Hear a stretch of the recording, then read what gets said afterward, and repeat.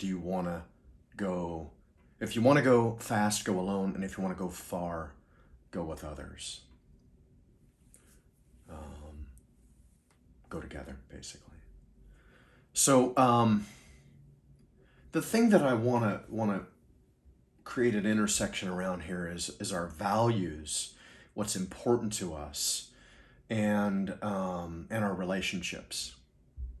And there's a leverage that occurs. There's a compromise often that happens, and that compromise often happens in our relationships at a certain eras in our life, and then it hurts our health later on in life because we forego certain things for other things.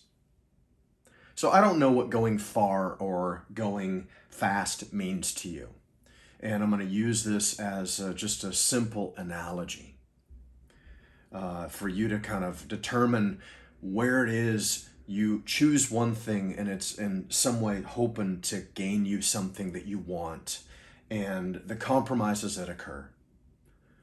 I happen to think that going far for me means having love, having love, having peace, having wholeness. And I do at times, sometimes quite often, I think the fast track or the shortcut there is to gain things for myself. Money, notoriety, significance, whatever. The more I focus on me, the more it hurts my relationships. And so things start to get kind of upside down in there. The other thing that happens, weaving in the values part of this, is that,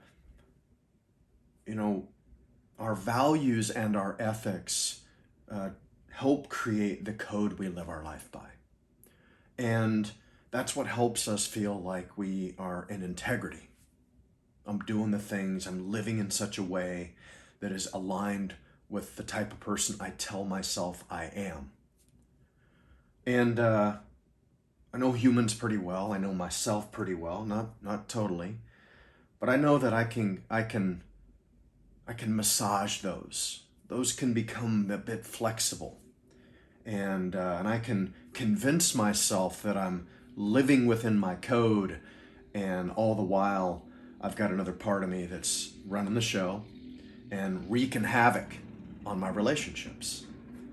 And what happens is I either damage those relationships, I have no relationships, or I end up having relationships with people that put up with that type of shit.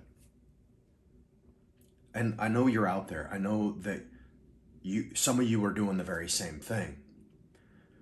So the idea that I have is this idea of respect. So I value things that other people don't value, and vice versa. This is common. One of my values happens to be adventure. It compromises, or it can compromise, security or certainty or safety. I like driving my motorcycle 150 miles an hour, and certainly that puts safety at risk. I like jumping out of airplanes. Other people, their value is safety. They wouldn't do that, and that's okay.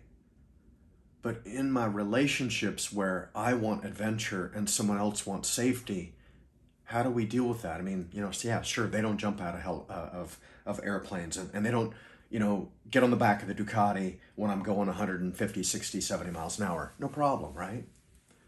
But what about when things aren't so simple? What about when it's our finances, or what about when it's something else that I tell myself I have to have at whatever cost? And I know that many people have been in this situation. Maybe you're there now, and the other person doesn't want that. So the idea of respect is that what's important to them, even though I don't value it, becomes important to me because they are important to me.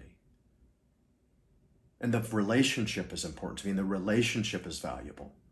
Yeah, sure, safety isn't as valuable to me. I like a lot of clarity. Some people, they like looseness and ambiguity, and there's something artistic in that. It drives me crazy. But how do I find the overlap? How do I find where we can coexist in these values and collaborate, have conversations, and figure out how we will reconcile these differences in values?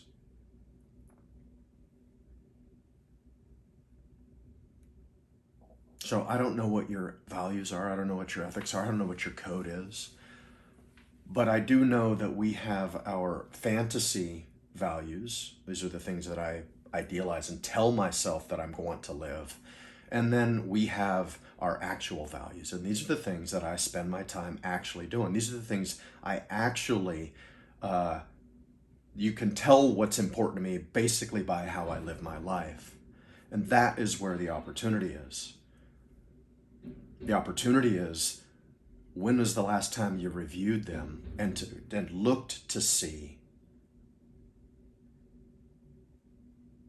or is there a gap? Could this be updated?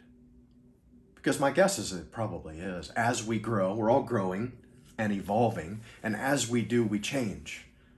Our view of ourselves, our view of the world, it changes.